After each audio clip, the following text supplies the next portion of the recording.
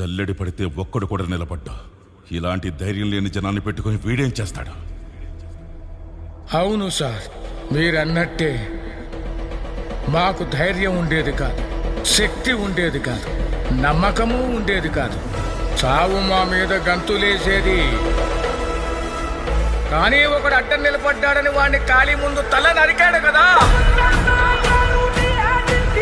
ఆ రోజు చాలా సంవత్సరాల తర్వాత చావు మీద మేము గంతులేసాం. వాడు కత్తి విసిరిన వేగానికి ఒక గాలి పుట్టింది సార్. ఆ గాలి నరాతీలో ఉన్న ప్రతి ఒక్కడికి ఊపిరిచ్చింది. మీకొక సలహా ఇస్తాను, మీరు మాత్రం అతనికి